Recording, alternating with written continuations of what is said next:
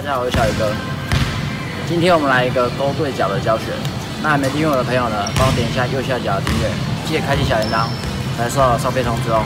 的时候，你的手要先伸出来，你的球拍要先立起来，贴着球，贴越近越好。接着用你的上臂跟手往右边拉，然后直接往左边打，靠这个旋转的力量来发力。前臂跟手腕一定要放松。